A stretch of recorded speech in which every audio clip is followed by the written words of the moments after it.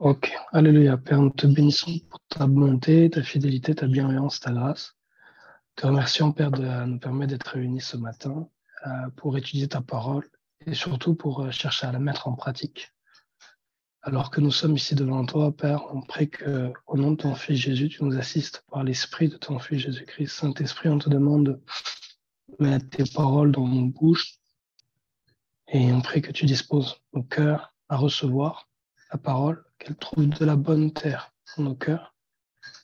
Et on prie, Père, que cette parole se met dans nos cœurs, porte du fruit à travers notre obéissance. Et alors que nous recevons cette parole de nous, Seigneur, de ne pas la garder pour nous-mêmes, de ne pas retenir la vérité captive, mais de la partager, Père, avec ceux et celles qui en ont besoin et que tu mets sur notre chemin. Au nom de ton Fils, Jésus, nous te le demande. Amen. Cool. Fait que la semaine passée, la semaine dernière, on a regardé, il y a 3 semaines, on a parlé du message de l'Évangile. Il y a 3 semaines, on a parlé du message de l'Évangile, l'œuvre de la croix. Ou il y a 4 semaines peut-être même. On a parlé de l'œuvre de la croix. Ensuite, on a fait une étude, on a un peu divergent, on a abordé d'autres sujets. Et puis, on est revenu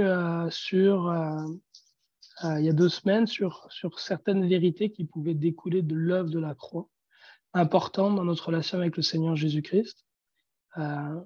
Et je pense que certaines de ces vérités les plus fortes dont on a parlé, c'est le fait que s'il nous a aimés et s'il a donné la vie de son Fils pour nous, alors que nous étions encore ennemis de lui, ennemis de Dieu, combien plus maintenant qu'il nous a sauvés par la mort de son Fils Jésus-Christ, combien plus maintenant il nous secourra dans nos faiblesses, dans nos difficultés, alors qu'aujourd'hui nous essayons de le servir dans nos imperfections. Puis l'autre aspect dont on a parlé, c'est que s'il a manifesté un tel amour à la croix, on peut croire avec assurance que toute chose concourt au bien de ceux qu'il aime et qu'il fera toute chose pour notre bien.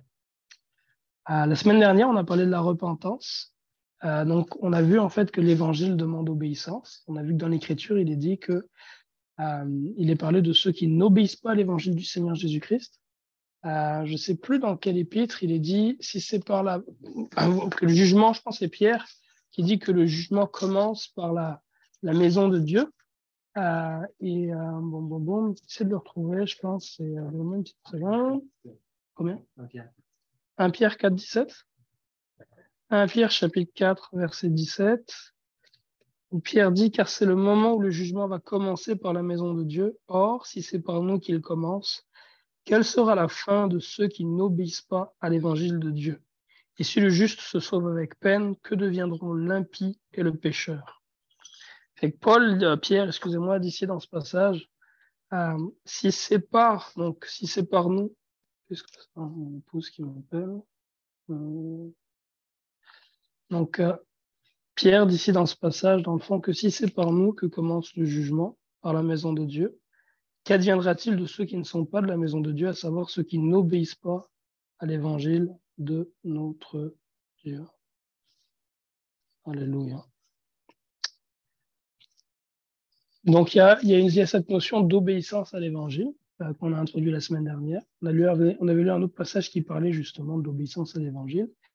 À partir de là, on se posait la question de savoir, qu'est-ce que l'obéissance à l'évangile? Comment peut-on obéir à l'évangile? Jésus-Christ a dit dans Jean 3,16, à moins qu'un homme ne naisse d'eau et d'esprit, il ne peut pas entrer dans le royaume de Dieu. À moins qu'un homme ne naisse d'eau et d'esprit, il ne peut pas entrer dans le royaume de Dieu. C'est ce qu'a dit le Seigneur Jésus-Christ. Puis, la semaine dernière, on a vu que l'obéissance à l'évangile, elle est le plus clairement énoncée dans le livre des Actes, la première fois que l'évangile est prêché. Et la première fois que l'évangile est annoncé dans l'histoire de l'Église, c'est par Pierre.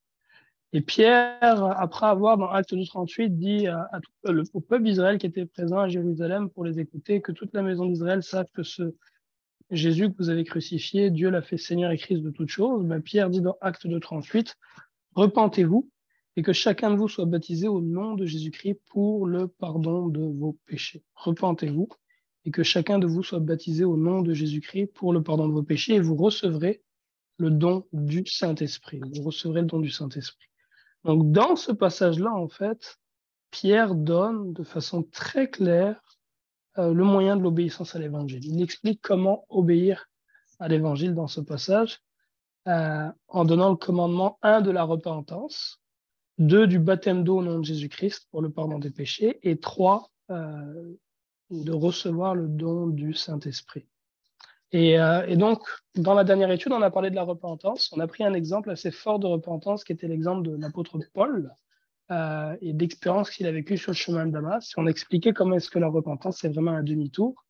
C'est non seulement cesser de pratiquer les mauvaises œuvres que nous pratiquions dans notre vie d'iniquité et d'ignorance, mais c'est aussi commencer à pratiquer de bonnes œuvres, à pratiquer des œuvres qui sont justement dignes de la repentance.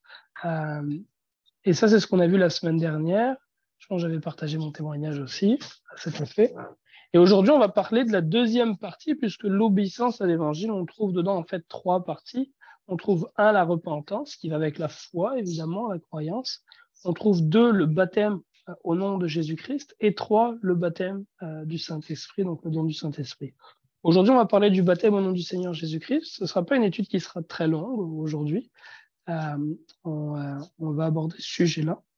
Et on va parler un petit peu justement du baptême au nom de Jésus-Christ et de ce que le baptême au nom de Jésus-Christ apporte. Alors tout d'abord, avant de parler du baptême au nom de Jésus-Christ, on va parler du baptême qui a précédé le baptême que les disciples de Jésus-Christ ont donné, qui était le baptême de Jean. On va aller dans Jean 3, 23. On va aller dans Jean 3, 23. Dans l'évangile de Jean, chapitre 3, verset 23. Chérubin, je ne sais pas si tu as une Bible avec toi, Chérubin. Si oui, tu peux le lire. Jean 3, 23. Oui, sur mon téléphone, un instant.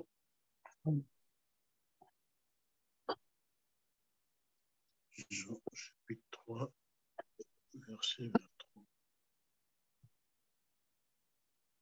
Alors, quelques disciples de Jean se mettent à discuter.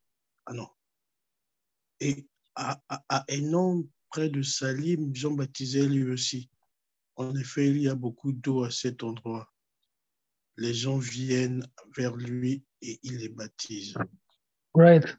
Et ici, on voit que Jean baptisait à Hénon. Et pourquoi est-ce qu'il baptisait à Hénon? Parce qu'il y avait beaucoup d'eau. C'est la raison pour laquelle il baptisait là-bas.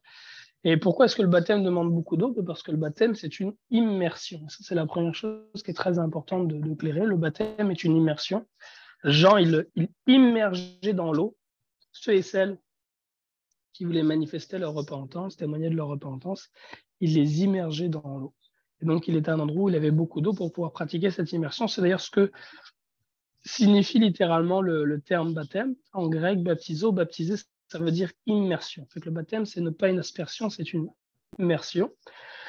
Maintenant, il y a certaines personnes qui disent que dans le Nouveau Testament et la Nouvelle Alliance, le seul baptême, c'est un baptême de l'Esprit Saint. Puis j'aimerais aussi éclairer très clairement cet aspect-là et démontrer qu'il y a, pour nous qui sommes enfants de Dieu, un baptême d'eau. Et pour regarder ça, on va aller dans Actes au chapitre 18. Acte 18. Acte 18, on va lire Acte 18 à partir du verset 24. Acte 18 à partir du verset 24. Maxime, est-ce que tu as la... Ah, Maxime, as-tu une Bible avec toi en français? Tu peux lire en français, Maxime? Ouais, je regarde sur Internet. Joseph, d'habitude, il met ça dans le chat rapidement. 24 jusqu'à quoi? Jusqu'à 19, 19,7. Ouais.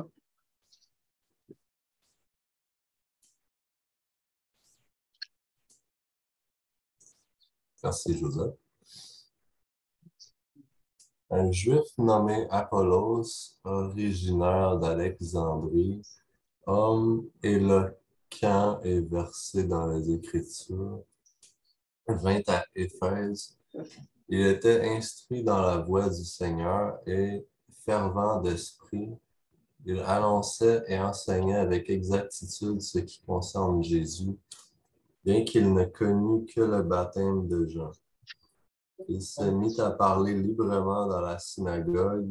Aquilas et Priscille, l'ayant entendu, le prirent avec eux et lui exposèrent plus exactement la voie de Dieu. Comme il voulait passer en Achaïe, les frères l'y encouragèrent et écrivirent aux disciples de le bien recevoir. Quand il fut arrivé, il se rendit par la grâce de Dieu, très utile à ceux qui avaient cru, car il refutait vivement les Juifs en public, démontrant par les Écritures que Jésus est le Christ. OK. Fait que là, ici, on a donc cet homme, Apollos, ce frère qui est à Éphèse. Éphèse qui est une ville de Turquie. Et dans cette ville-là, Apollos est en train, où il arrive, il enseigne la voie du Seigneur. Ce qu'on appelait la voie du Seigneur à l'époque, c'est ce qu'on appellerait aujourd'hui le christianisme, hein, l'évangile de Jésus. Et il parlait avec exactitude de Jésus, de ce que Jésus avait fait, mais il ne connaissait que le baptême de Jean. Et là, Priscille et Aquilas, qui sont des disciples dans la vie desquels Paul a eu beaucoup d'influence, Priscille et Aquilas expose plus exactement à Apollos l'évangile et l'obéissance à l'évangile. Donc, ils lui ont très probablement parlé du baptême d'eau pour le pardon des péchés. C'est ce qu'on va voir aujourd'hui, et non simplement pour la repentance au nom de Jésus-Christ. Et ils lui ont très probablement exposé aussi le baptême de l'Esprit Saint, probablement qu'ils ont prié pour qu'il reçoive l'Esprit Saint. Puis là, lui, il est parti à Corinthe. Et là, c'est Paul, enfin en Achaïe, dans le fond. Et là, c'est Paul qui va descendre des hautes provinces de l'Asie et qui va arriver à Éphèse, dans la ville où était auparavant Apollos. Si on va lire ça au chapitre 19, verset 1, tu peux continuer, Maxime.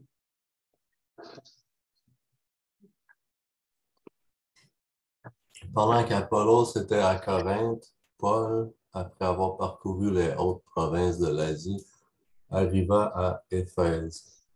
Ayant rencontré quelques disciples, il leur dit, « Avez-vous reçu le Saint-Esprit quand vous avez cru? » Ils lui répondirent, « Nous n'avons pas même entendu dire qu'il y ait un Saint-Esprit. » Il dit, « De quel baptême avez-vous donc été baptisés? » Ils répondirent, « Du baptême de Jean. » Alors Paul dit, « Jean a baptisé du baptême de repentance, disant au peuple de croire en celui qui venait après lui, c'est-à-dire en Jésus. » Sur ces paroles, ils furent baptisés au nom du Seigneur Jésus. Lorsque Paul leur eut imposé les mains, le Saint-Esprit vint sur eux et ils parlaient en langue et prophétisaient. Ils étaient en tout environ 12 hommes. Amen. Et que dans ce passage-là, ce qu'on voit et qui est intéressant, c'est que Paul rencontre des disciples. Fait que s'il est dit qu'il a rencontré des disciples, c'est que c'est des gens qui marchaient dans la voie du Seigneur Jésus-Christ. C'est comme ça qu'on appelait les chrétiens à l'époque. C'est comme ça que les chrétiens s'appelaient entre eux. Ils s'appelaient disciples. C'était les non-croyants qui les appelaient chrétiens. Et quand il rencontre en fait ces disciples, la première question qu'il leur pose, c'est « Avez-vous reçu le Saint-Esprit quand vous avez cru ?» Fait que ça, on y viendra probablement la semaine prochaine au baptême du Saint-Esprit. Mais je crois que c'est nous aussi, en tant que disciples de Christ, quand on rencontre d'autres disciples, la première question à leur poser, si on a reçu nous-mêmes le Saint-Esprit, c'est de demander aux frères et aux sœurs qu'on rencontre, est-ce que toi, tu as déjà reçu le Saint-Esprit? Parce que malheureusement, beaucoup de frères et sœurs ne l'ont pas reçu encore. Et en demandant, si jamais ils ne l'ont pas, c'est l'occasion de pouvoir prier pour eux afin qu'ils le reçoivent. Ceci étant dit, on rentrera là-dedans la semaine prochaine, Dieu voulant. Là, l'aspect qu'on veut regarder, c'est celui du baptême. Ce qu'on voit, c'est que ces disciples, ils avaient déjà été baptisés, ils avaient reçu le baptême de Jean. Donc, on a vu tantôt, c'était un baptême par immersion et c'était un baptême pour la repentance, pour manifester son regret par rapport à sa vie de péché, son désir de revenir à Dieu. Mais ceci étant dit, ce qu'on voit, c'est qu'ils n'avaient pas reçu le Saint-Esprit. Fait que là, qu'est-ce que Paul fait? Paul les baptise à nouveau. Il est dit ceci. Alors, sur ces paroles, ils furent baptisés au nom du Seigneur Jésus. Il est dit, lorsque Paul leur eut imposé les mains, le Saint-Esprit vint sur eux, ils parlaient en langue et prophétisaient, ils étaient en tout environ 12 hommes. Et qu'on voit ici qu'avant que Paul leur impose les mains, il les baptise au nom du Seigneur Jésus-Christ. Il les baptise au nom du Seigneur Jésus-Christ premièrement, et après ça, il leur impose les mains afin qu'ils reçoivent l'Esprit Saint. Donc il y a ces deux parties-là. Le baptême qu'ils avaient reçu, le premier baptême, n'était pas le baptême qu'a commandé le Seigneur Jésus-Christ pour le pardon des péchés. Et donc, Paul les baptise à nouveau, mais cette fois-ci au nom de Jésus-Christ pour le pardon des péchés. Parce que c'est par le nom du Seigneur Jésus-Christ qu'est donné le pardon des péchés. L'Écriture dit, je vais essayer de trouver le passage,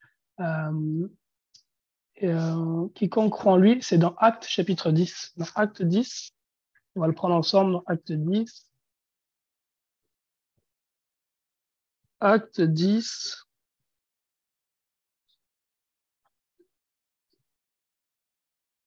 verset 43. C'est Pierre qui prêche. Arnaud, tu peux le lire pour nous, Acte 10, 43.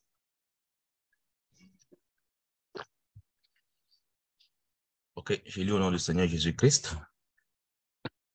Tous les prophètes rendent de lui le témoignage que quiconque croit en lui reçoit par son nom le pardon des péchés.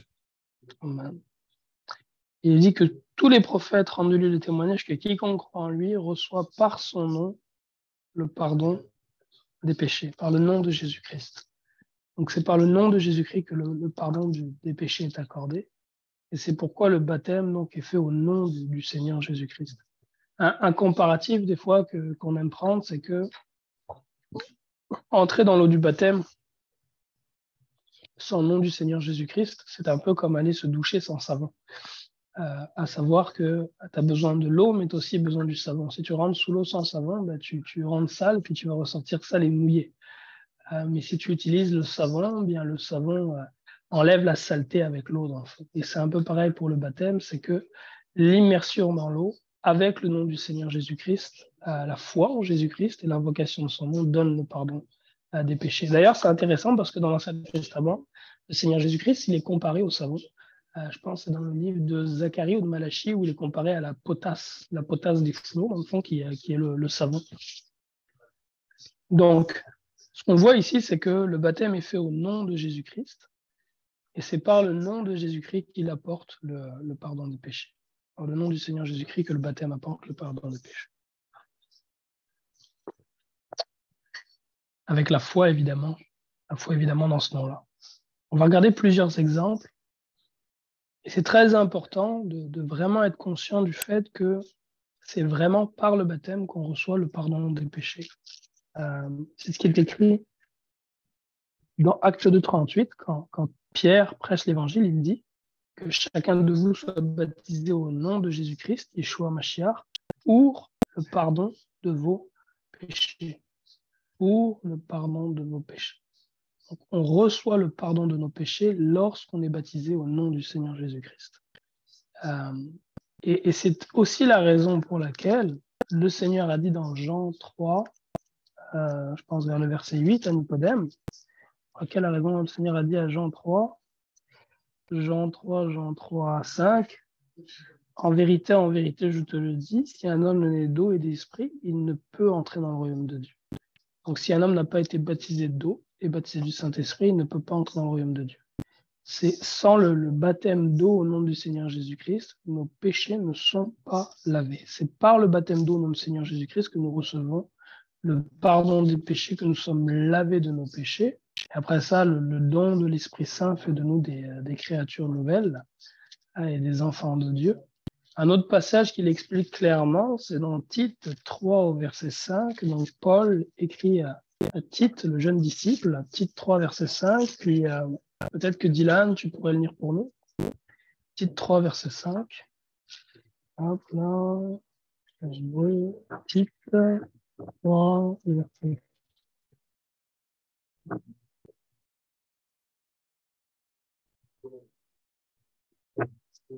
Est-ce que tu l'as, Dylan? Tite 3. Ouais, Tite chapitre 3. Ouais. Tu peux lire à partir du verset 3. Lis à partir du verset 3.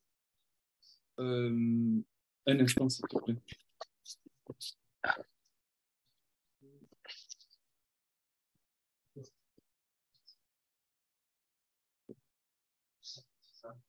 Tite.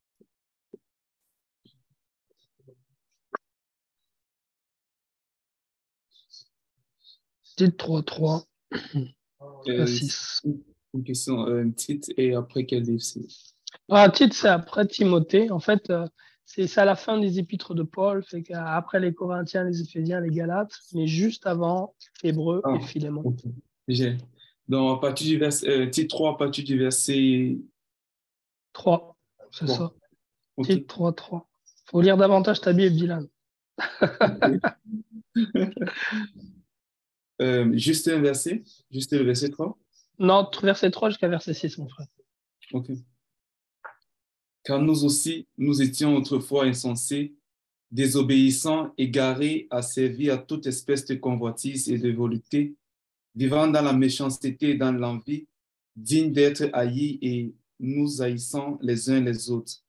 Mais Lorsque la bonté de Dieu, notre Sauveur, et son amour pour les hommes ont été manifestés, il nous a sauvés, non à cause des œuvres de justice qui nous aurions faites, mais selon sa miséricorde, par le baptême de la régénération et le renouvellement du Saint-Esprit, qu'il a répandu sur nous avec abondance par Jésus-Christ, notre Sauveur. Amen. Afin que, justifiés par sa grâce, nous devenions en espérance héritiers de la vie éternelle. Et Paul continue à titre, cette parole est certaine. Je veux que tu affirmes ces choses afin que ceux qui ont cru en Dieu s'appliquent à pratiquer de bonnes œuvres. Alléluia. Donc dans ce passage ici, Paul explique clairement que ce n'est pas à cause des œuvres de justice que nous avons fait, que nous avons été sauvés, mais que c'est par le baptême de la régénération et le renouvellement du Saint-Esprit. Donc le baptême d'eau au nom de Jésus-Christ, le baptême de l'Esprit Saint, c'est par ces choses-là que nous sommes sauvés. Et si nous avons été sauvés, nous devons donc nous appliquer à pratiquer de bonnes œuvres. Oui, Dylan, tu as une question? Vas-y. Oui, merci. J'ai deux questions. La première question, c'est concernant le baptême. Okay. On vient de lire dans Actes que le baptême nous lave de nos péchés.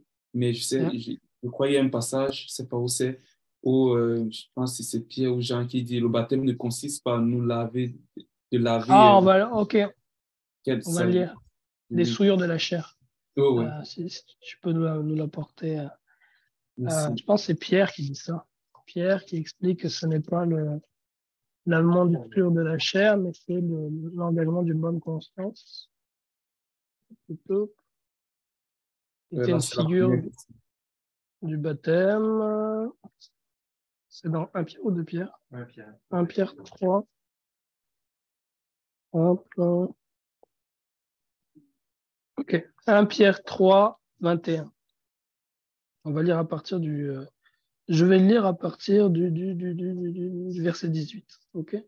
Christ a aussi souffert une fois pour les péchés, lui juste pour des injustes, afin de nous amener à Dieu, ayant été mis à mort quant à la chair, mais ayant été rendu vivant quant à l'esprit, dans lequel il est allé prêcher aux esprits en prison, qui autrefois avaient été incrédules lorsque la patience de Dieu se prolongeait au jour de Noé, pendant la construction de l'arche, dans laquelle un petit nombre de personnes, c'est-à-dire 8, furent sauvées à travers l'eau.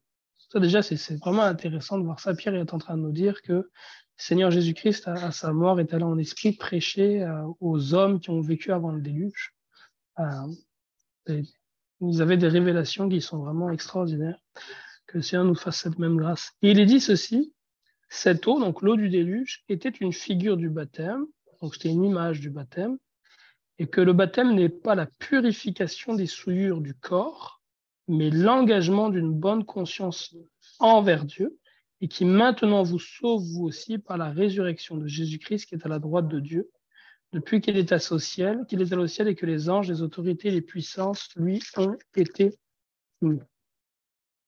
Et dans ce passage ici, ce que Pierre est en train de dire là, il dit que le baptême n'est pas la purification des souillures du corps.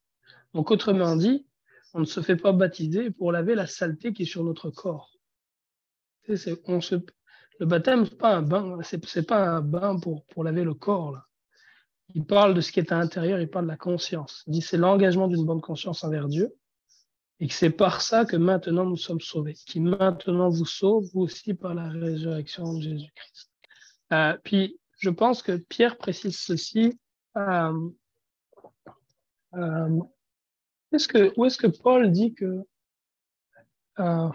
Paul dit qu'il a été fait apôtre des non-juifs, je pense. Pierre a été fait apôtre des juifs. C'est quelque chose comme ça que Paul dit.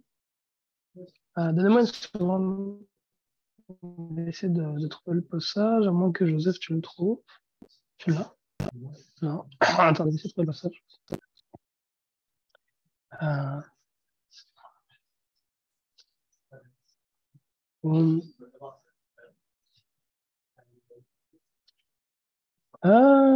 Galates. Ouais, Galates chapitre 2, verset 7. Galates 2, 7. Ouais, c'est ça, Galates 2,7. Paul dit dans Galates 2,7, au contraire, elles dirent que Dieu m'avait confié d'annoncer la bonne nouvelle à ceux qui ne sont pas circoncis, tout comme il avait confié à Pierre de l'annoncer aux circoncis. Donc dans ce passage-là, il est dit qu'il avait été confié à Pierre d'annoncer la bonne nouvelle aux circoncis, donc les Juifs, dans Galates 2,7. Et ce qui est intéressant, c'est que les Juifs, ils avaient ces notions de baptême dans l'Ancien Testament. Mais ces notions de baptême dans l'Ancien Testament étaient justement souvent par rapport à la purification des souillures du corps. Tu sais, si tu avais touché, mettons, un animal mort, un reptile, ou tu sais, ce genre de choses, il fallait que tu t'immerges complètement dans l'eau. Donc, c'était si tu avais souillé ton corps, tu devais te baptiser pour te laver. Donc, prendre un bain, tout simplement. OK? J'ai oublié, c'était quoi le nom que ça avait, la mikvé, je sais plus, en tout cas. Mais l'idée, c'est que dans la tradition juive religieuse, il y avait des baptêmes pour la purification des souillures du corps. Mais là, Pierre, ici, dans ce passage, dit le baptême de Jésus-Christ, c'est pas pour purifier votre corps, là. Le baptême qu'on fait au nom du Seigneur Jésus-Christ, c'est par rapport à la conscience. C'est par rapport à l'être intérieur. Et c'est là qu'est le péché. C'est le péché, il est sur la conscience. Le péché, il est à l'intérieur. C'est pas... Et donc, Pierre, dans ce passage, précise aussi que ce baptême-là, en fait, c'est ça qui aujourd'hui nous sauve.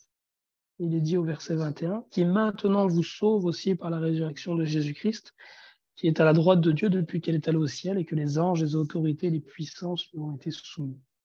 Est-ce que ça répond à ta première question, Dylan? Oui, merci. Yeah. Ça répond à la première question parfaitement. Good. Amen. On avait lu ce passage plusieurs fois. J'ai vraiment pas jamais compris comme ça. Yeah. Est-ce que maintenant c'est plus clair? Allô? Est-ce que maintenant c'est clair? Oh, c'est clair, merci. C'est clair. Les souillures du corps, c'était dans l'Ancien Testament, tu le vois, il y avait plein de types de souillures du corps. Dans l'Ancien Testament, j'ai parlé de toucher des animaux, je peux toucher des corps morts. Il y avait aussi ceux qui avaient dans le livre de Lévitique, aussi l'Ancien Testament, il est parlé de ceux qui avaient une fuite des pertes génitales, gonorrhée, toutes ces choses-là. Donc, tout ça était considéré des souillures du corps. Et puis, il y avait des recommandations, justement, de se purifier en s'immergeant dans l'eau, en se lavant dans l'eau. Quelques-uns avaient d'autres choses qui devaient être apportées, mais à chaque fois, c'était pour purifier le corps. Mais toute cette loi, la loi de Moïse, en fait, par rapport aux souillures du corps et au fait qu'on ne pouvait pas approcher le temple de Dieu si on était dans un état où notre corps était souillé, c'était pour donner une image du Dieu très haut et une image du fait qu'on ne peut pas approcher le Dieu très haut si on est souillé par le péché. Si on est souillé par le péché. On ne peut pas s'approcher de lui. Pour s'approcher de Dieu, on doit être lavé de nos péchés. Et c'est la raison pour laquelle Christ est venu offrir son sang en sacrifice, afin qu'étant lavé par le sang du Seigneur Jésus-Christ, on puisse s'approcher du trône de Dieu avec une ferme assurance. Et lorsqu'on comparait ainsi devant Dieu notre Père, c'est Christ qui devient notre justice. Donc Dieu ne voit plus Dylan et les péchés que Dylan a connus, mais il voit Jésus-Christ en Dylan et la justice de son fils Jésus-Christ en Dylan. Et c'est ça qui permet à Dylan, à Mehdi et à n'importe quel d'entre nous de paraître devant le trône du Père et d'avoir cet accès-là au trône de Dieu le Père. C'est Jésus-Christ qui est notre justice. C'est Jésus-Christ qui est notre justice. Alléluia. Oui, mon frère, tu peux poser ta deuxième question. Merci. Ma deuxième question concerne le titre que nous venons de lire. Je vais relire le verset 5. Ouais. À partir du verset 4. Mais lorsque la bonté de Dieu, notre Sauveur, et son amour pour les hommes ont été manifestés, il nous a sauvés, non à cause des œuvres de justice que nous aurions faites, mais selon la miséricorde, par le baptême de la régénération et le renouvellement du Saint-Esprit. Ce qui m'intéresse ici, c'est à cause des œuvres. Ici en Allemagne, comment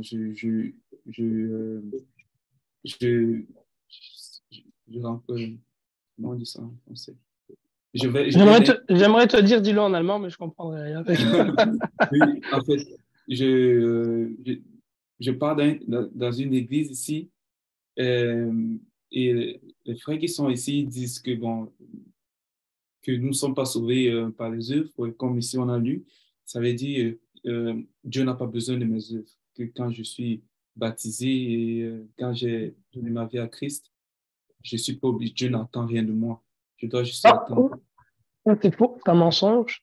Puis Je ne dis pas que tu mens, là, mais ce qui t'a été partagé est un mensonge, Dylan. Puis on va très clairement le regarder dans la parole.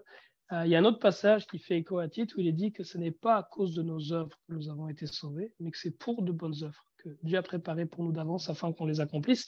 Puis d'ailleurs, tu jugeras qu'il dit la même chose ici, hein, dans Tite 3.5. Joseph va nous trouver l'autre passage. Et dans Tite 3.5, il dit qu'il nous a sauvés non à cause des œuvres de justice que nous aurions faites, mais selon sa miséricorde, par le baptême de la régénération et le renouvellement du Saint-Esprit, qu'il a répandu sur nous avec abondance afin que Jésus-Christ, par Jésus-Christ notre Sauveur. Et là, il dit, afin que, justifiés par sa grâce, nous devenions en espérance héritiers de la vie éternelle. Et il dit, cette parole est certaine, je veux que tu affirmes ces choses, afin que ceux qui ont cru en Dieu s'appliquent à pratiquer de bonnes œuvres. On ne peut pas prendre juste le monde, ils prennent un verset et puis ils lisent pas le suivant. Mais on n'a pas été sauvé à cause de nos œuvres. Donc ça veut dire que, Dylan, quand Dieu regardait ta vie, il n'y a rien qui dans ta vie pouvait justifier que tu reçoives le salut de Dieu en Jésus-Christ. La raison pour laquelle tu as été sauvé, c'est parce que Dieu a choisi de te sauver. That's it, that's all. Selon que dans l'Épître aux Romains, Paul dit par l'Esprit Saint que Dieu fait miséricorde à qui il fait miséricorde et qu'il a compassion de qui il a compassion. Autrement dit, pourquoi est-ce que Dieu a fait ça? Parce qu'il a fait ça. That's it. Dieu t'a pas sauvé parce que Dylan était gentil, puis il honorait quand même un peu ses parents, puis il était à l'école, il travaillait bien, puis il aidait les vieilles dames à traverser la rue. Non, rien de tout ça. Il n'y a rien dans ta vie qui justifie le fait que le salut de Dieu s'est tourné vers toi. Il n'y a rien dans la vie de Maxime qui justifie le fait que le salut de Dieu s'est tourné vers lui. Rien dans ma vie, rien dans la vie de qui que ce soit. Il n'y a rien qui dans notre vie justifie le fait que Dieu se soit tourné vers nous. Si ce n'est qu'il a choisi de se tourner vers nous. Pourquoi il s'est tourné vers nous? Parce qu'il a choisi de se tourner vers nous. Sans qu'il y ait aucune raison en nous-mêmes qui le justifie. Et puis ça, on pourra faire une étude là-dessus sur ce qu'on appelle la prédestination, ce que l'Écriture, en fait, appelle la prédestination. Puisque dans la parole, il dit que nous avons été destinés, prédestinés. Mais dans l'Épître aux Romains, dans l'Épître aux Romains, chapitre 9. Non, c'est pas... Oui, c'est 9. Dans l'Épître aux Romains, 9. Dans l'Épître aux Romains, 9, il dit...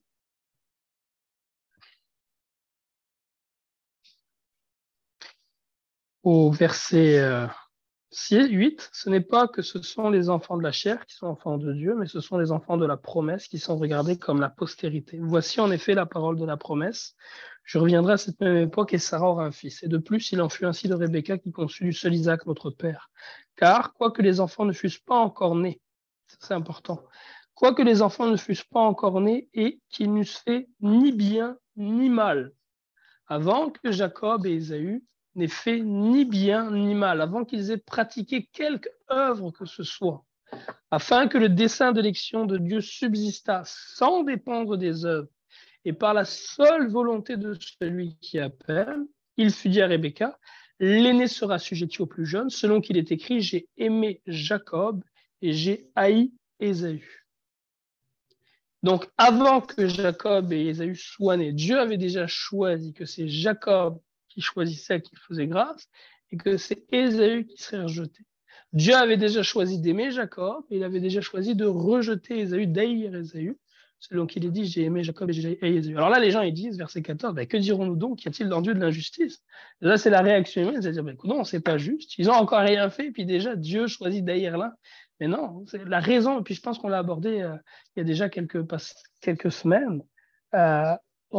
Quelqu'un peut penser comme ça quand il ne comprend pas ce qu'est la nature humaine.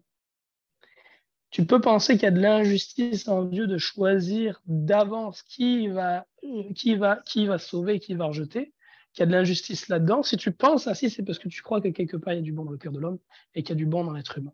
Mais si tu réalises qu'il n'y a rien de bon dans l'homme, comme le dit la parole, il n'y a pas un juste, pas même un seul, dit l'Écriture, que toutes les pensées du cœur de l'homme se tournaient chaque jour uniquement vers le mal. Si tu réalises que dans l'homme, par nature, il n'y a rien de bon, donc tu réalises que par nature, l'homme mérite simplement quoi? La colère de Dieu et la haine de Dieu et d'être rejeté.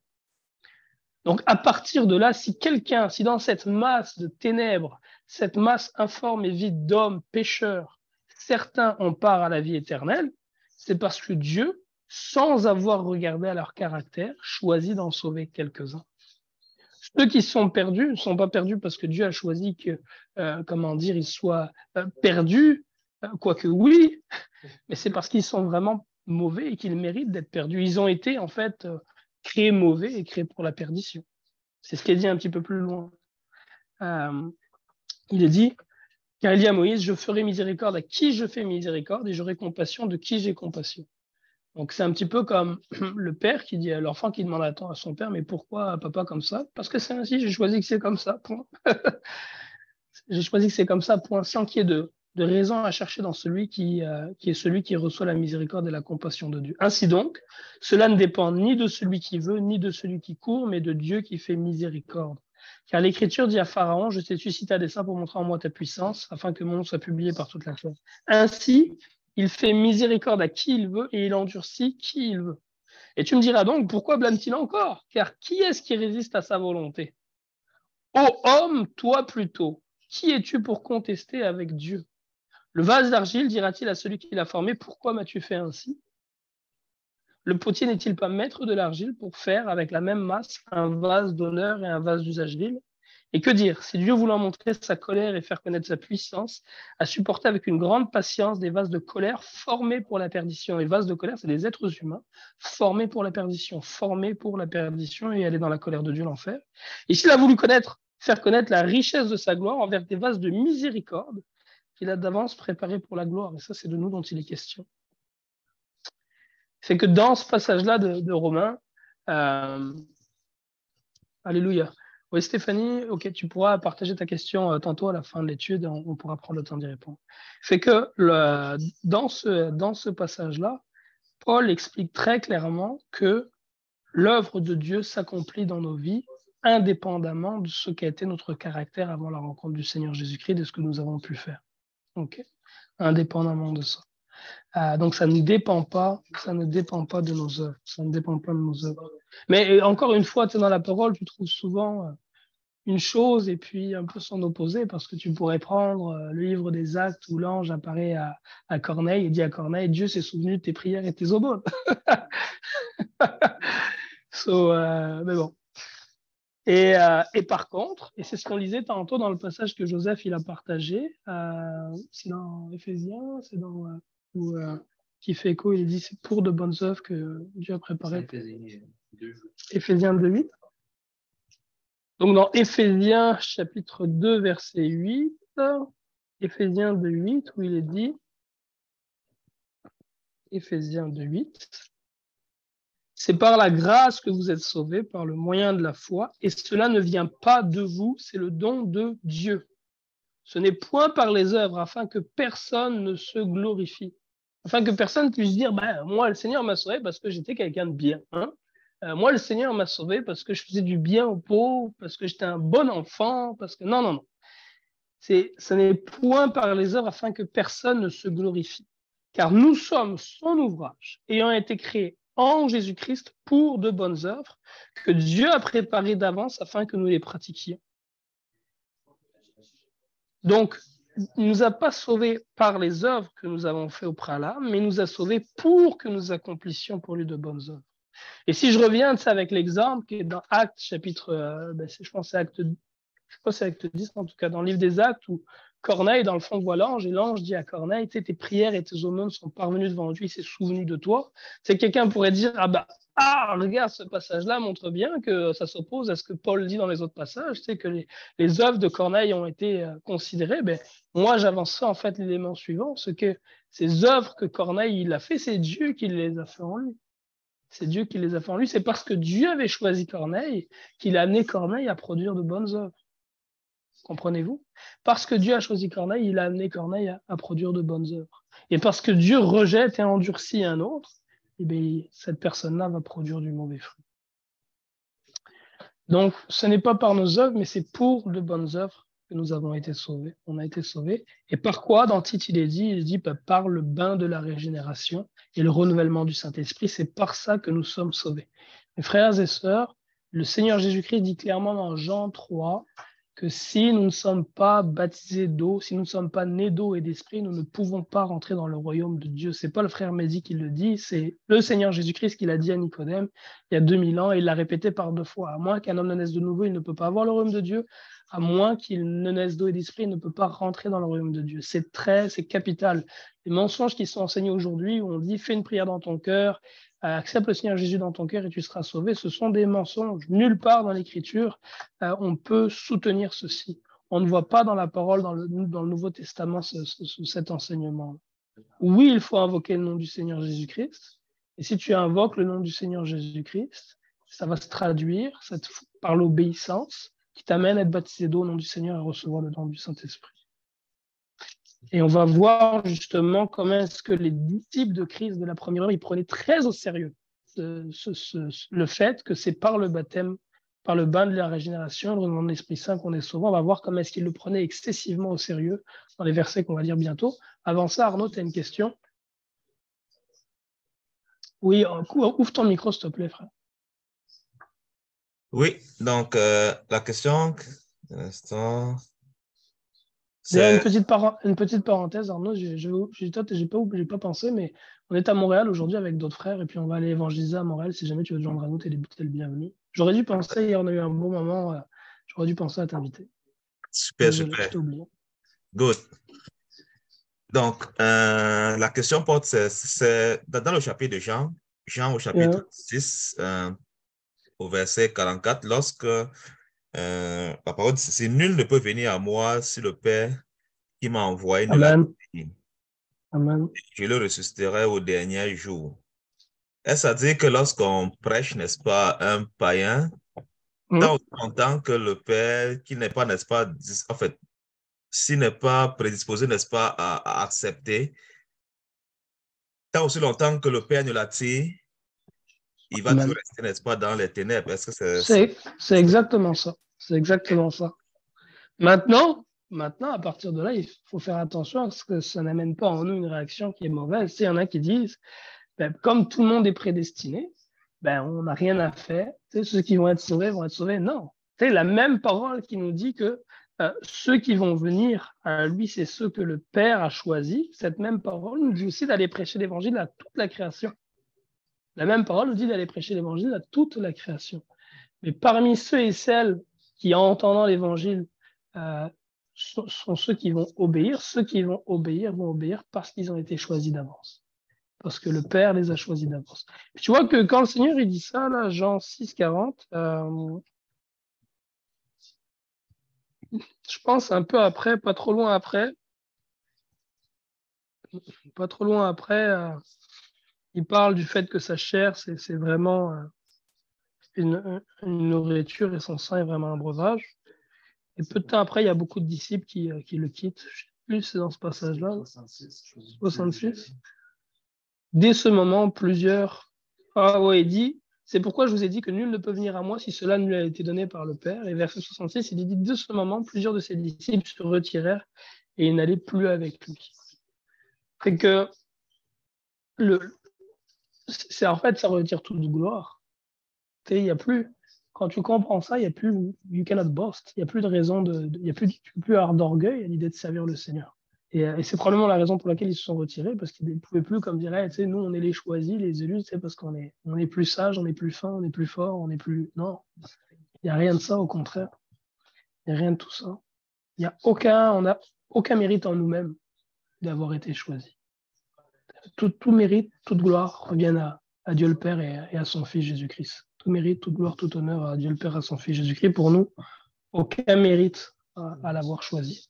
C'est une pure miséricorde si nous avons part au salut. Une pure miséricorde. Alléluia. Et qu'on va regarder certains passages qui vont nous permettre de comprendre vraiment à quel point est-ce que les apôtres prenaient au sérieux le commandement de baptiser d'eau au nom du Seigneur Jésus-Christ.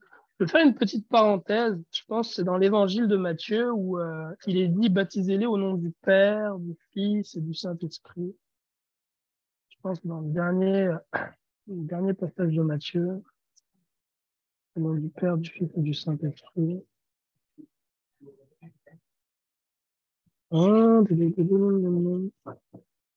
Matthieu, ouais, je vais y arriver. Matthieu, chapitre 26, tu sens? 27, oh, 28, ok. Matthieu 28, verset 19. Allez, faites de toutes les nations des disciples, les baptisant au nom du Père, du Fils et du Saint-Esprit. Alors, Seigneur, observez toutes ces choses que je vous ai prescrites, et voici, je suis avec vous tous les jours jusqu'à la fin du monde. C'est que ce verset-là, en fait, ce verset-là, bon, on le trouve juste dans ce passage-là. Le souvenir, on ne le trouve pas ailleurs. Et puis, il n'est pas présent dans tous les textes, ce qui est appelé les textes reçus, donc les textes originaux. Il n'est pas présent dans tous, dans certains, mais pas dans tous. Donc certains pensent que ça peut être un ajout qui a été fait plus tard. Puis ce qu'on voit dans la pratique, parce que ceux qui ont reçu le commandement, c'est les apôtres, et quand on voit comment est-ce qu'ils ont obéi au commandement dans le livre des Actes, ils ont baptisé au nom du Seigneur Jésus-Christ. C'est par le nom du Seigneur Jésus-Christ et l'Écriture qu'on reçoit le pardon des péchés. Fait que le baptême doit vraiment être fait au nom du Seigneur Jésus-Christ. C'est ce qu'on voit dans le livre des Actes, dans la pratique des apôtres. Au nom du Seigneur Jésus-Christ. Et puis c'est la même façon lorsqu'on chasse des démons, c'est aussi au nom du Seigneur Jésus-Christ. Lorsqu'on guérit les malades, c'est aussi au nom du Seigneur Jésus-Christ. Donc Actes, on est dans le livre des Actes, je reprends le chapitre 2, et il est dit au verset 41, ceux qui acceptèrent sa parole furent baptisés, et en ce jour-là, le nombre des disciples s'augmenta d'environ 3000 hommes. Ça veut dire que ce jour de la Pentecôte, il y a 3000 personnes qui ont été baptisées. 3000 personnes qui ont été baptisées. Il n'y a rien qui était planifié, il n'y avait pas de vêtements de baptême qui étaient prêts, il n'y avait pas de serviettes de bain qui étaient prêtes, il n'y avait pas un baptistère qui était prêt. Mais le jour même, ils ont trouvé le moyen de pouvoir baptiser 3000 personnes. Ils n'ont pas dit, guys, c'est le fun de voir vraiment votre engouement pour le Seigneur Jésus-Christ. On va organiser une cérémonie de baptême. Donnez-nous 6 mois pour bien faire ça. Non, le jour même, ils ont été baptisés au nom du Seigneur Jésus-Christ. On va le regarder à chaque fois dans l'Écriture, mes frères et sœurs, c'est toujours le jour même. Plus que le jour même, c'est souvent à l'heure même que ceux qui ont cru au Seigneur Jésus-Christ étaient baptisés. On peut continuer, on va, mettons, dans Actes, chapitre 8, excusez-moi. Actes chapitre 8. Actes chapitre 8. On va lire l'histoire de l'eunuque éthiopien. Fait que Philippe rencontre au milieu du désert de Gaza un eunuque qui est là et qui lit le livre du prophète Ésaïe, il ne comprend pas ce qu'il lit. Et le Saint-Esprit dirige Philippe vers l'eunuque. Et là, l'Esprit Saint amène Philippe à poser la question à l'eunuque et à dire, est-ce que tu comprends ce que tu lis? Et l'eunuque dit, si personne m'explique, comment est-ce que je pourrais comprendre? Et donc, il invite Philippe à monter avec lui. Au verset 32, il est dit ceci. Acte 8, 32, il est dit, le passage de l'Écriture qu'il lisait était celui-ci. Il a été mené comme une brebis à la boucherie et comme un agneau muet devant celui qui le tond, il n'a point ouvert la bouche. Dans son humiliation, son jugement a été levé et sa postérité qui la dépeindra, car sa vie a été retranchée de la terre. L'eunuque dit à Philippe, je te prie, de qui le prophète parle-t-il ainsi? Est-ce de lui-même ou de quelque autre? Alors Philippe, ouvrant la bouche et commençant par ce passage, lui annonça la bonne nouvelle de Jésus. Tu as déjà partagé le passage? Ouais. Puis peut-être à partir du verset 36, est-ce que François est là? François, est-ce que tu veux lire pour nous? À partir du verset 36, c'est déjà dans le partage, jusqu'au verset 39, 36 à 39. Si François, tu m'entends, je veux lire pour nous. 36 à 39. Ah, ok, pas de problème, François, on va parler. Fait que, Chérubin, est-ce que tu veux lire pour nous, Chérubin? Verset 36 à 39. Ok, l'histoire.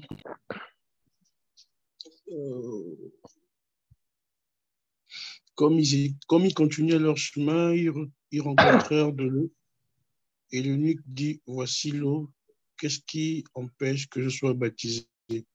Philippe dit, si tu crois de tout ton cœur, cela est possible. L'eunuque répondit, je crois que Jésus, Christ, est le Fils de Dieu. Il fit arrêter le char. Philippe et l'eunuque descendirent tous Tout deux dedans l'eau. tous deux dans l'eau, et Philippe baptisa l'eunuque. Quand ils furent sortis de l'eau, l'Esprit du Seigneur enleva Philippe, et l'eunuque ne le revit plus. Tandis que Joël poursuivait sa route. Petite parenthèse, c'est juste merveilleux de voir comment est-ce que la puissance de l'Esprit qui se manifestait dans la vie de Philippe, l'Esprit lui parle, lui dit va à telle place, au milieu dans un chemin qui est désert, le chemin de Gaza. Puis là, il rencontre sur le chemin de Gaza un homme qui a fait probablement 3-4 mois de voyage pour se rendre à Jérusalem parce qu'il venait d'Éthiopie, puis il venait à dos de cheval ou à pied. Donc un homme qui a fait un voyage immense, puis là il quittait Jérusalem pour retourner en Éthiopie, probablement à Addis Abeba ou quelque chose comme ça. Et là, Philippe le croise, dirigé par l'Esprit, sur ce chemin qui est désert, alors qu'il cherche l'Évangile. Quand les gens ils disent ouais, mais que se passe-t-il pour les gens qui sont au bout du monde, qui vivent dans la jungle ou quoi que ce soit? Si le Seigneur il a pu faire sortir un homme du bout du monde à l'époque pour aller à Jérusalem et sur le chemin du retour au milieu du désert entendre parler de l'Évangile, Dieu est capable de sauver n'importe qui, n'importe où. Et puis pour ceux qui disent ah mais qu'est-ce qui se passe s'il n'y a pas d'eau, ma foi profonde, et on le voit ici, c'est que si c'est la volonté du Seigneur de sauver, Dieu va pourvoir l'eau pour que le salut puisse être effectif. On le voit ici, ils sont sur un chemin qui est désert, dans un chemin de désert, au milieu du désert, il n'y a pas d'eau normalement, mais là, il croise de l'eau au moment où il a la foi du baptême. Et donc, qu'est-ce que l'eunuque dit? L'eunuque dit, qu'est-ce qui empêche que je sois baptisé? Et Philippe dit, si tu crois de tout ton cœur, cela est possible. Donc, Philippe n'a pas répondu, écoute, il faut qu'on en parle avec les anciens de l'Église. Puis, on va voir, si tu fais une profession de foi, puis que tu es prêt à adhérer à notre club, puis que tu deviens membre de notre dénomination, puis que tu fais les 3 mois d'études bibliques qui sont nécessaires, on pourra organiser ton baptême, on te remettra un certificat avec un diplôme que tu pourras afficher chez vous dans la cuisine. Non. Est-ce que tu crois de tout ton cœur? Et qu'est-ce que répond Philippe? Oui, je crois que Jésus-Christ est le Fils de Dieu. Boum. Sur cette parole-là, Philippe baptise l'eunuque. Puis il est dit, après ça, il est dit, ils descendirent tous deux dans l'eau, et après il est dit, ils furent sortis de l'eau. Donc c'est vraiment un baptême d'eau, un baptême par immersion dans l'eau, que le baptême au nom du Seigneur Jésus-Christ. Donc vraiment un point qui est important. Un point qui est important. Un élément qui est intéressant dans le ministère de Philippe, c'est qu'on voit que l'Esprit se manifestait beaucoup à travers lui, mais par contre, il priait pas vraiment pour le baptême du Saint-Esprit, parce que ce soit avec les Samaritains ou là avec l'eunuque, on voit qu'il n'a pas prié pour le baptême de l'Esprit Saint, en tout cas, c'est pas écrit. Et pour les Samaritains, c'était Pierre et Jean qui avaient prié pour le baptême du Saint-Esprit. On le verra la semaine prochaine. Mais tout ceci étant dit, dans ce passage, ce qu'on voit, c'est que le baptême se fait à l'instant même. L'évangile vient d'être prêché. C'est quelqu'un qui ne connaît pas, il le voit pour la première fois. Ça fait peut-être 1 heure qu'ils sont ensemble. Philippe veut être baptisé. Et donc, l'eunuque veut être baptisé, Philippe le baptise. Il m'est arrivé quelque chose d'assez similaire. Une fois, j'étais descendu en Abitibi. Puis sur le chemin du retour, je m'arrête prendre un autostoppeur. C'était un frère amérindien de la nation des Algonquins. Il sortait du bois, il avait passé plusieurs semaines ou mois dans le bois. Fait il avait des lances avec lui, tout un attirail, vraiment un attirail d'Amérindien. Puis il était avec des habits militaires, un peu de chasse, avec des lances, des flèches, toutes ces choses-là au bord de route en train de faire du stop. Il s'appelle Dean. Puis je m'arrête pour le prendre. La plupart des gens passaient, je pense qu'ils avaient peur de le prendre avec toutes les armes qu'il avait sur lui. Je m'arrête, je le ramasse, je le prends dans mon char. Là, on commence à rouler, puis comme je le fais quand je prends les autostoppeurs, j'en profite pour lui prêcher l'évangile. Il a comme pas le choix, il est chez dans ma voiture. Là, je prêche l'évangile, puis quand je lui annonce l'évangile, il me dit, c'est intéressant que tu me parles de ça, parce que justement, c'est des sujets sur lesquels je méditais. Puis là, il me parle. Il sort de sa poche, il avait, je pense, je sais pas si c'était un petit évangile, ou en tout cas, qui lui avait été partagé. Et que j'avais préparé le terrain, puis il méditait déjà là-dessus. Puis là, il me dit, après que j'ai prêché l'évangile, il me dit, est-ce que je peux être baptisé? Qu'est-ce qui empêche que je sois baptisé? Puis je lui dis, si tu crois, ouais, on peut te baptiser. Puis c'était là-haut, du côté de la BTV, du côté du parc, je pensais de la Vérandrie. Avec la glace, elle venait de caler sur les lacs, l'eau était encore gelée. Puis dans une réserve indienne, je l'ai baptisé dans l'eau gelée qui était là. Un peu donc de la même façon que ça s'est passé ici sur le chemin. Et c'est ça le commandement du Seigneur.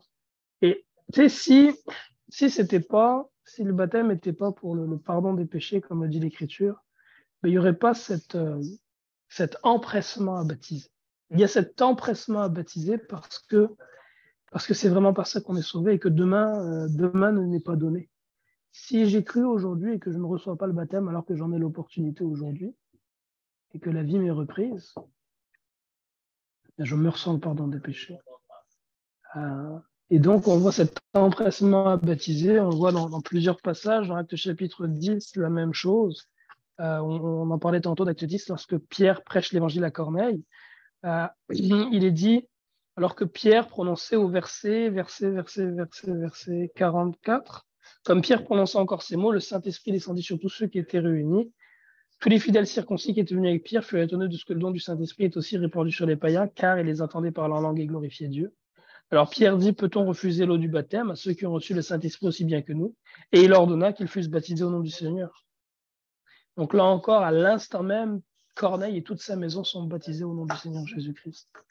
Et c'est le même pattern qu'on retrouve encore et encore lorsque dans Acte 22, je pense 22-13,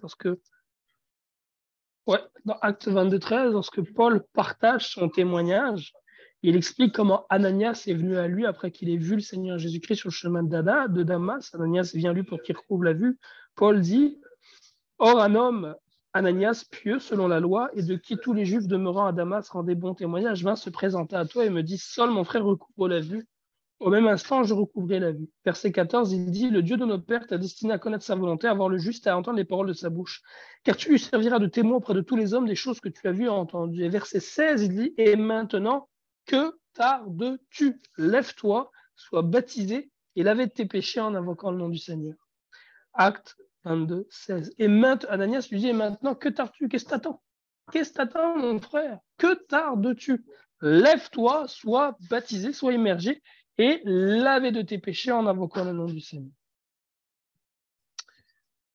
Donc il dit, n'attends pas, là. C'est le temps, maintenant. Dans l'Écriture, il dit, aujourd'hui que vous entendez sa voix, n'endurcissez pas votre cœur. Aujourd'hui est le jour favorable, je pense. Aujourd'hui est le jour du salut. Et un autre passage qu'on peut lire encore, qui montre à quel point est-ce qu'il y avait cet empressement-là à baptiser ceux qui ont cru, je pense, c'est dans Actes chapitre 16. Le geôlier, ouais. Acte 16, Paul est en prison avec Silas. Au milieu de la nuit, ils sont en train de chanter les louanges de Dieu, Acte 16, 25. Donc, au milieu de la nuit, Paul et Silas chantent les louanges de Dieu. Dans le livre des psaumes, il est dit, dans le livre des psaumes, il est dit, voici, bénissez l'Éternel, vous tous serviteurs de l'Éternel, qui vous tenez dans la maison de l'Éternel pendant les heures de la nuit. Donc, dans le livre des psaumes, David parle à ceux qui, pendant les heures de la nuit, se tiennent devant Dieu. Il leur dit, bénissez Dieu. Et dans plusieurs, on en a parlé, je pense, il y a quelques semaines, quand on a parlé de la prière et du feu de veillée, de l'importance de se lever la nuit pour prier. Le Seigneur Jésus-Christ a dit, veillez et priez. Veiller, c'est s'abstenir de dormir. C'est pas simplement être attentif. Beaucoup de disciples aujourd'hui retiennent simplement cet aspect-là. Être attentif et prier. Non, c'est pas juste ça. C'est être attentif, mais c'est se lever la nuit et prier. Puis qu'est-ce qui me permet de le dire avec tant d'assurance? C'est pas simplement que dans les psaumes et dans les passages de l'Ancien Testament, ou là, même dans le livre des Actes, on voit que Paul et Silas le faisaient, qu'au milieu de la nuit, ils étaient debout pour prier, pour adorer Dieu, mais c'est tout simplement le fait que ça a été ça la discipline de Christ. Il dit veillez et priez, donc abstenez-vous de dormir pour prier. C'est ce que Christ faisait. Il se levait quand il faisait encore nuit pour vaquer à la prière. Ça ne veut pas dire qu'il ne dormait pas, mais il interrompait son sommeil pour vaquer à la prière. Pour vaquer à la prière. Alléluia. Cette nuit, avec les frères avec qui je suis présentement, c'est ce qu'on a fait. On s'est levé à 4 heures du matin. Puis on a eu un agréable moment de prière. On a loué le Seigneur, nous avons intercédé. C'était vraiment très, très rafraîchissant dans l'esprit. Et donc là, Paul et Silas ont fait cette chose-là. Au milieu de la nuit, ils sont réveillés, ils sont en train de louer le Seigneur, ils chantent les cantiques de Dieu comme le commande la parole. Il est dit tout à coup, il suit un grand tremblement de terre, de sorte que les fondements de la prison furent ébranlés.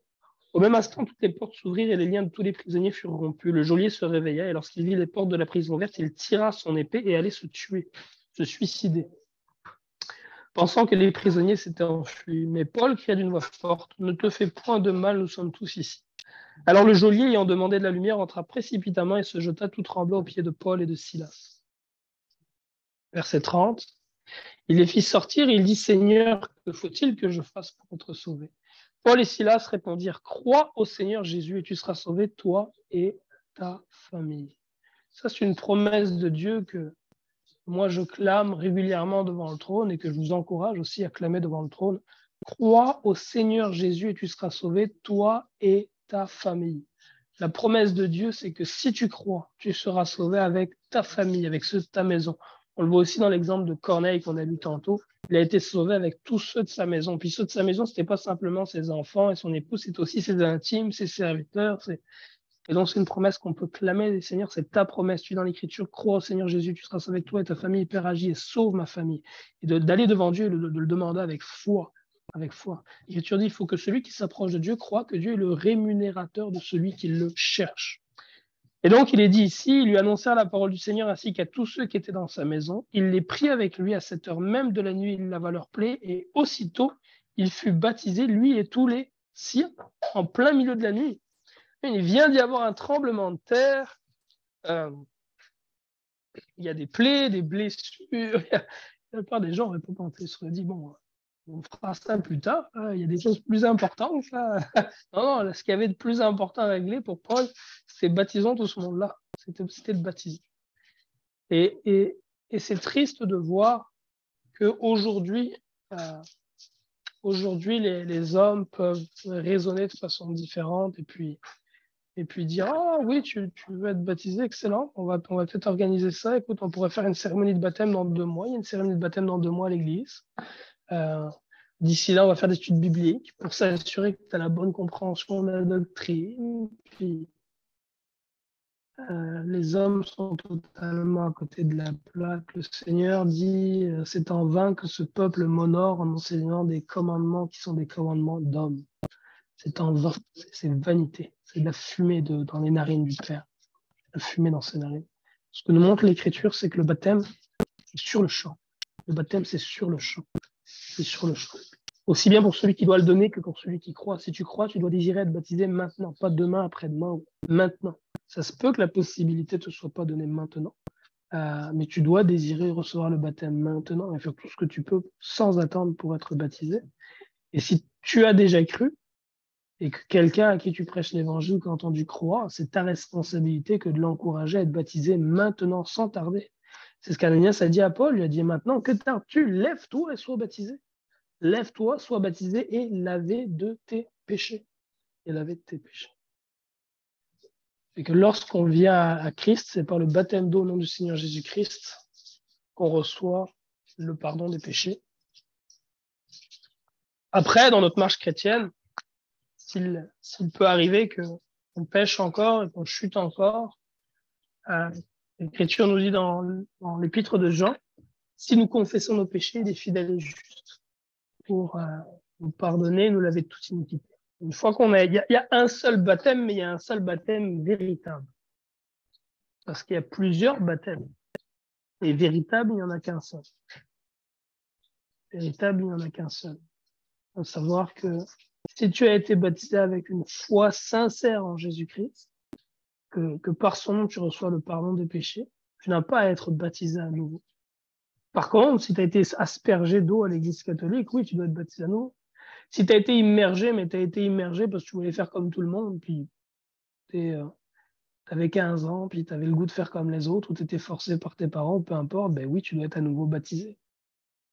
Si quand tu as été baptisé, le nom du Seigneur Jésus-Christ n'a pas été invoqué sur toi, oui, sois baptisé à nouveau pour que le nom du Seigneur Jésus soit invoqué sur toi, afin que tu reçoives le pardon des péchés.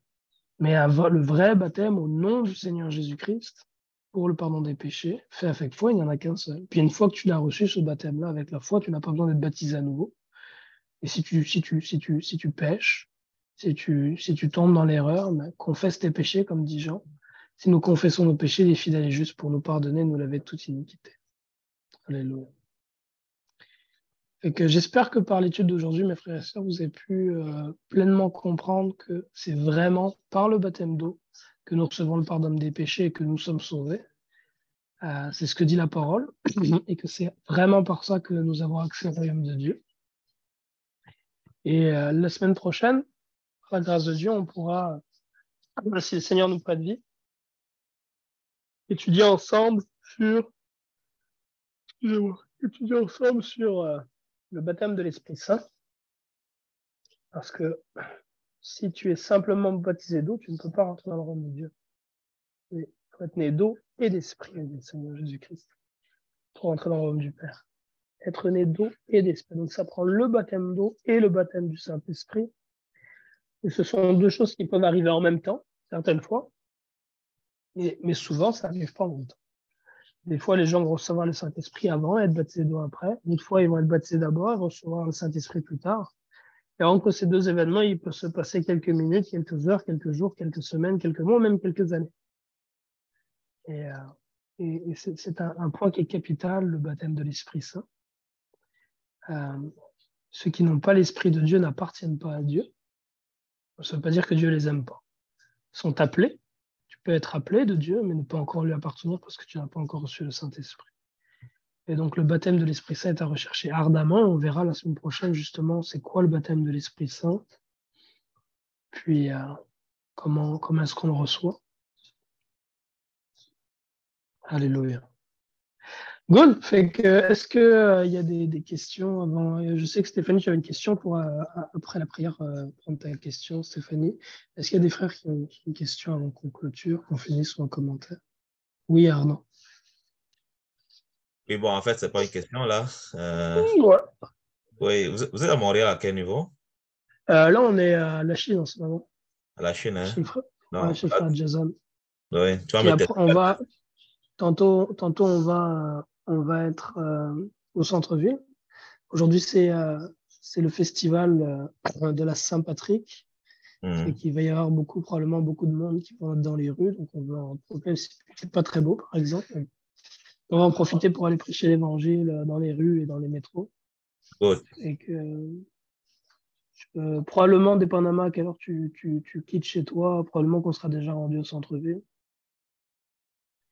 Mais yes, là, on est à la Chine en ce moment. Envoie-moi un message, s'il te plaît, puis je t'enverrai là. OK. T'as dit, je t'envoie quoi? Je n'ai pas bien compris. De m'envoyer un message, puis je vais t'envoyer l'adresse. OK, c'est parfait. Good. Mais encore une fois, je pense que quand tu vas prendre la route, on sera probablement déjà au centre-ville. Mais on se retrouve. Quand tu prends la route dans le fond, appelle-moi, parce qu'on se trouve, c'est bon. C'est parfait, ouais. Père, merci pour ta bonté, ta fidélité, ta bienveillance, l'opportunité d'être réunis, Seigneur, et pouvoir échanger au sujet de la nouvelle naissance, du salut en Jésus-Christ et du baptême d'eau notamment. Et je prie que ce que nous avons partagé, Seigneur, s'ancre profondément dans le cœur de chacun, afin que d'une part, si nous n'avons pas obéi, que nous obéissions à l'Évangile, et d'autre part, que surtout, par le témoignage de la vérité que nous connaissons, nous amenions plusieurs à l'obéissance. Je sais que nombre de ceux qui invoquent le nom de ton Fils Jésus-Christ négligent d'obéir au commandement de ton Fils Jésus-Christ.